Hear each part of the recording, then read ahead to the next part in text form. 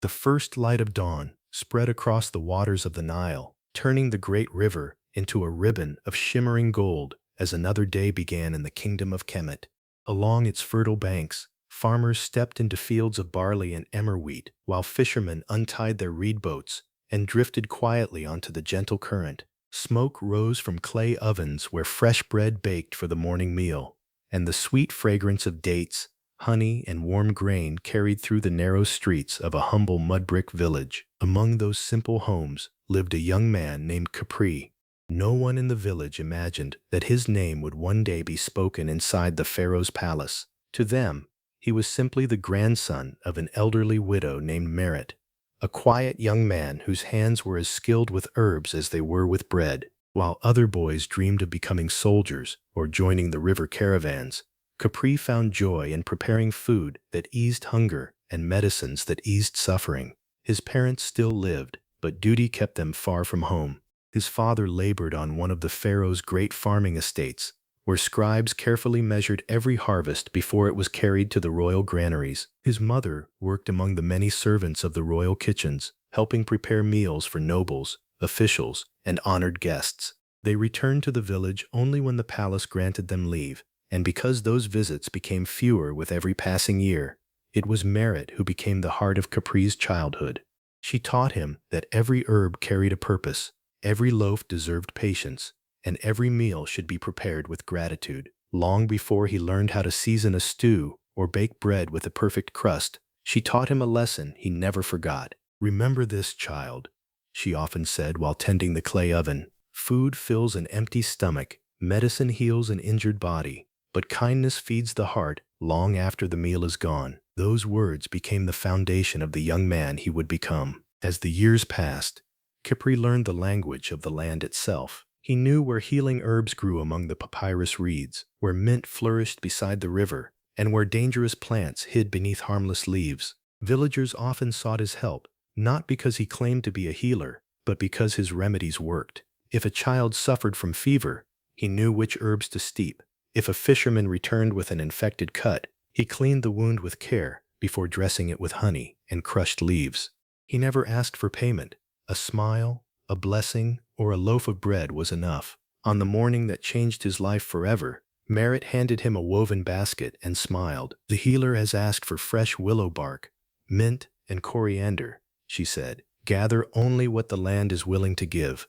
Leave enough for tomorrow." Khepri bowed his head respectfully. "As you wish, grandmother." With the basket resting upon his shoulder, he followed a narrow path toward the papyrus marshes where the Nile curved gently around the village. The air was warm, dragonflies skimmed across the water, and white ibises searched the shallows for their morning meal. Everything seemed peaceful, as though even the river wished to enjoy the quiet beginning of another day. Khepri knelt beside a patch of fragrant mint and had just begun cutting the healthiest stems when a cry shattered the silence. It was not the playful laughter of children, nor the call of a fisherman across the river. It was a cry filled with terror. Without hesitation, he dropped the basket and ran toward the sound, forcing his way through the towering reeds until he reached a secluded bend hidden from the main riverbank. There he found a young woman struggling desperately in the shallow water. Her plain linen garment clung to her from the river, but even through its simplicity, he could see the fine quality of its weaving. Folded neatly upon a nearby stone rested an elegant outer robe and several pieces of jewelry she had clearly removed before entering the water. She looked nothing like the daughters of nearby farmers. Then Khepri saw the danger. A great Nile crocodile had clamped its powerful jaws around her lower leg and was pulling her steadily toward deeper water. The young woman fought with all the strength she possessed, gripping tangled reeds and exposed roots to keep herself from being dragged beneath the surface. But exhaustion was already beginning to steal that strength away. Khepri understood the river well enough to know that trying to wrestle the beast would only condemn them both. Instead, he seized a long wooden staff lying nearby and moved quickly along the creature's side, waiting for the smallest opening. He struck sharply near its eye. The startled crocodile loosened its grip for the briefest instant, and that single heartbeat was all Khepri needed. He reached forward, wrapped both arms around the young woman's shoulders, and pulled with every ounce of strength his body could summon. The crocodile snapped once more, its jaws closing upon nothing but water as Khepri dragged the young woman safely onto the muddy bank. After a moment, the beast slipped silently beneath the river and disappeared into the dark current. For several breaths, neither of them spoke. The young woman's chest rose and fell rapidly as she struggled to steady herself. She tried to lift her head, but the pain and shock overwhelmed her. Before she could utter a single word, her eyes slowly closed, and she collapsed unconscious against him. Khepri immediately examined the wound. The crocodile's teeth had pierced her calf, leaving deep punctures and a long scrape where rough scales had torn the skin. But by the mercy of the gods, the bone appeared untouched. Relief washed over him. Without wasting another moment, he lifted the unconscious stranger into his arms and carried her back through the village toward his grandmother's house. Merritt understood the urgency before he spoke a single word. Together they worked with calm, practiced hands. Clean water was heated. The wound was washed carefully to remove mud from the river. Honey was spread across the torn flesh to help protect it, and a healing paste of crushed herbs was gently applied before Merritt wrapped the injury with fresh linen. Only when the work was finished did the old woman allow herself to breathe. "The wound is serious," she said quietly, "but the gods have shown mercy today. Her leg can heal if fever does not claim her." The afternoon passed in peaceful silence.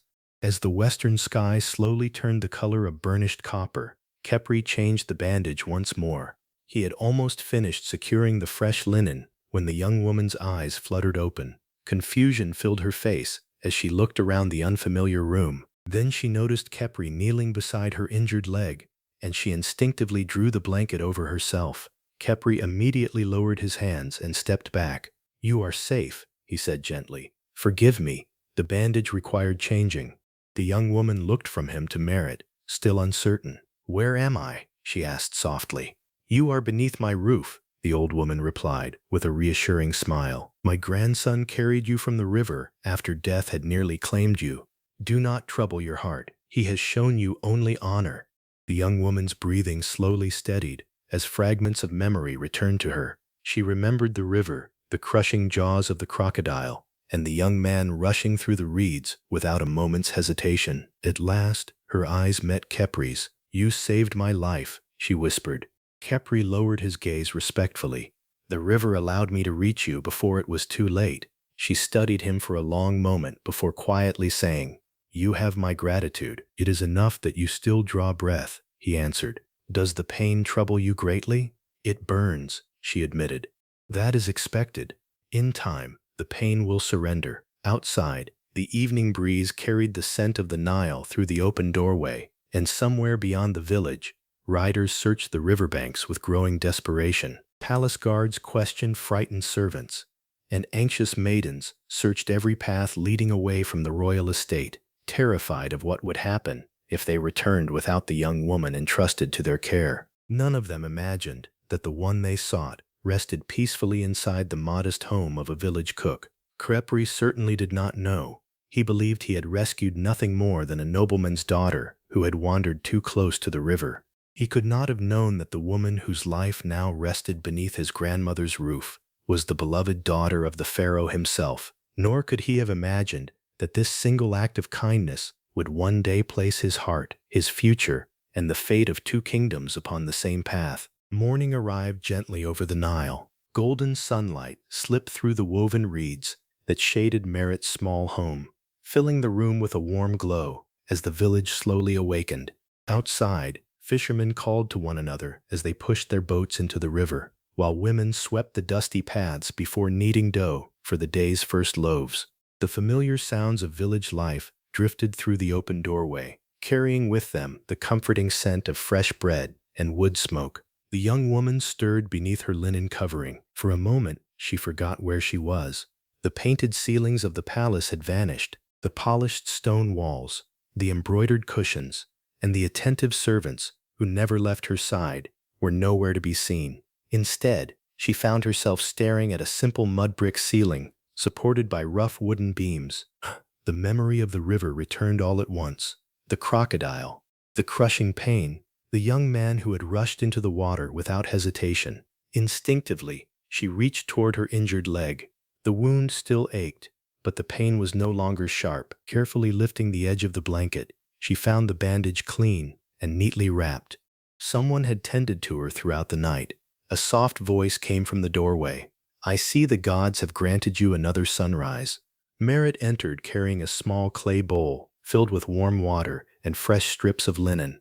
Her gentle smile held the quiet confidence of someone who had cared for many wounded souls before. "How do you feel this morning, child?" The young woman sat up slowly. "My leg still burns. It will, for several days yet." Merit placed the bowl upon a low table before carefully examining the bandage. "You were fortunate. Had the crocodile held you a heartbeat longer, we would be speaking of a very different ending." The young woman lowered her eyes. "I owe your grandson my life." "You do." There was no pride in Merit's voice, only simple truth.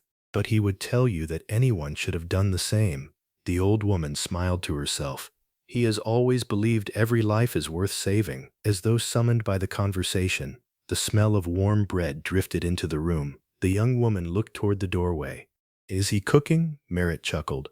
"He has been awake since before sunrise. He insists that wounded people heal more quickly with a full stomach." Curiosity overcame caution. With Merit's help, the young woman rose carefully to her feet.